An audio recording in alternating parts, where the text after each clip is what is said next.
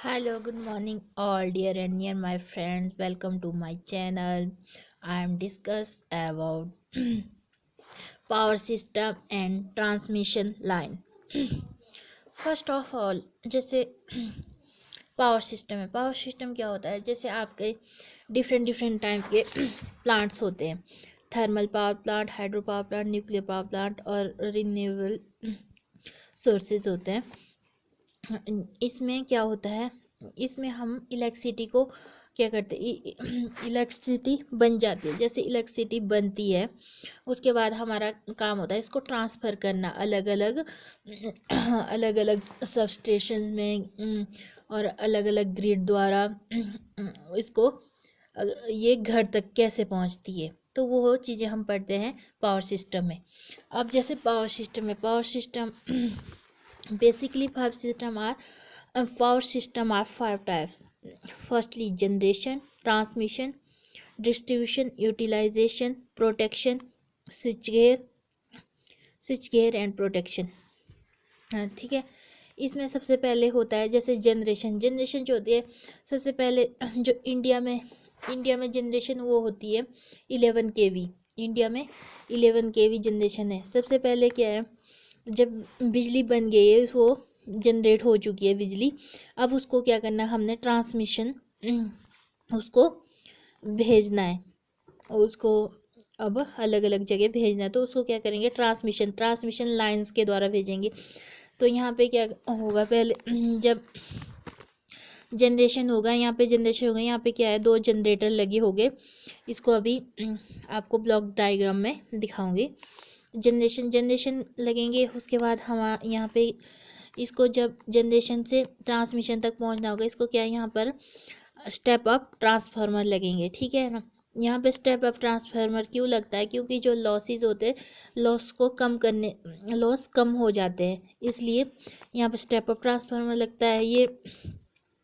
ये जैसे ये पहले जनरेशन होती है, कितनी होती है, 11 kV 33 kV तब में जनरेशन होती है, और इसको फिर ट्रांसमिशन करते हैं। और ट्रांसमिशन में क्या है, ये जो वोल्टेज है वो बढ़ जाती है। कितनी बढ़ जाती है, ये 765।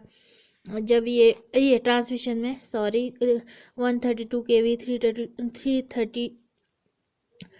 320 kV 400 kV तक ये स्टेप अप करके ट्रांसमिशन में बढ़ जाती है। ठीक है। वैसे इंडिया की जो जनरेशन है वो कितनी है, हमारी 11 kV है। जनरेशन 11 kV 33 kV ऐसे होती है।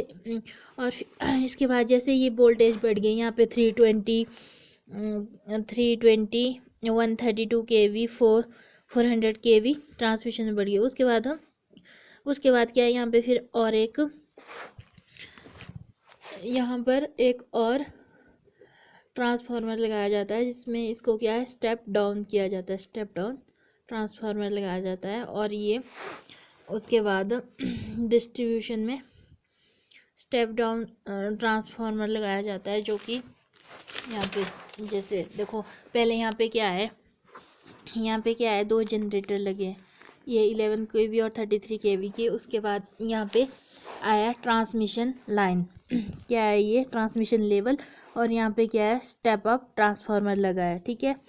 उसके बाद उसके बाद ये स्टेप अप ट्रांसफार्मर क्यों लगाया जाता है, टू मिनिमाइज ट्रांसमिशन लॉसेस।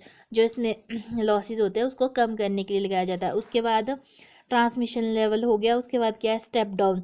उसके बाद यहाँ पर जो ये है स्टेप डाउन ट्रांसफार्मर।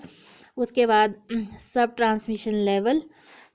इसमें क्या है, लार्ज कंज्यूमर होगा, ये होता है, ये जैसे बिजली को 3 फेस लोड के लिए यूज़ किया जाता है, इंडस्ट्रियल एरिया वगैरह में यूज़ की जाती है इलेक्ट्रिसिटी यहाँ से। और इसके बाद फिर स्टेप डाउन किया जाता है ट्रांसफार्मर।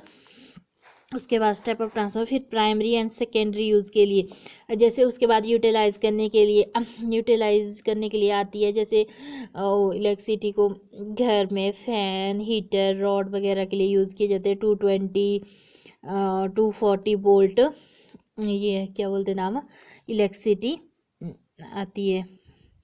आती है जो कि हमारे घर में आती है।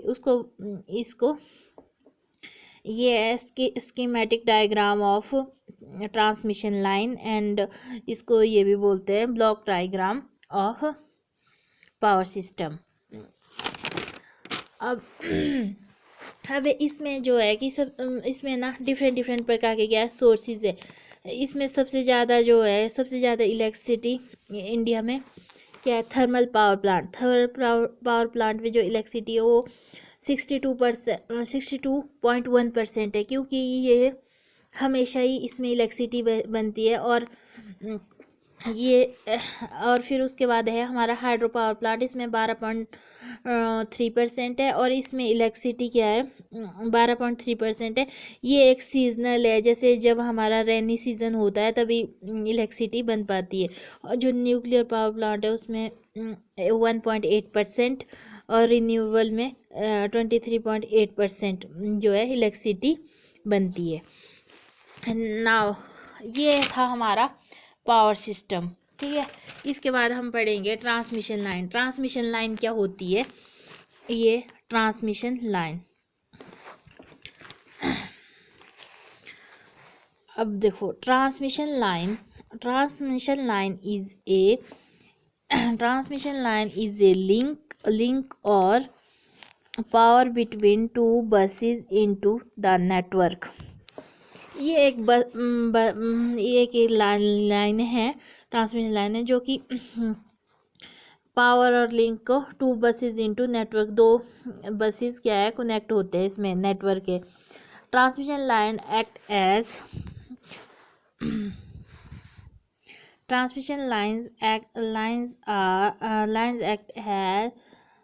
act has node in a network।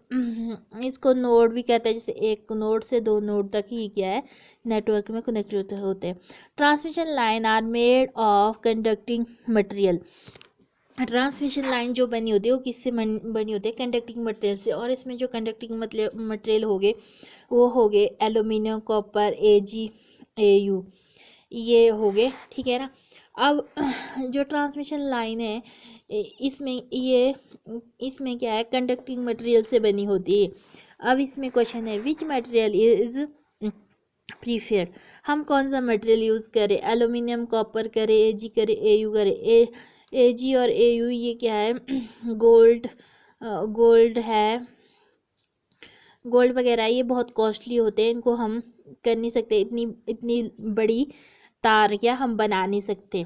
और तो हम जो है कि हम एल्यूमिनियम को यूज़ करेंगे ट्रांसमिशन लाइन बनाने के लिए, क्योंकि aluminium is preferred over other material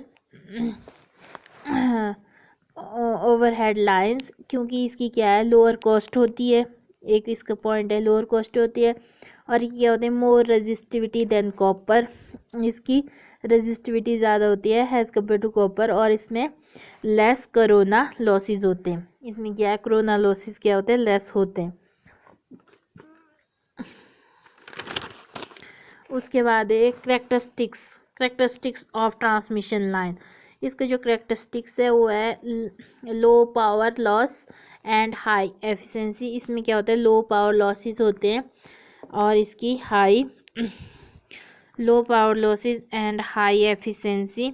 voltage drop should be has low has possible, ठीक है। और इसमें क्या है वोल्टेज ड्रॉप भी लो होते हैं।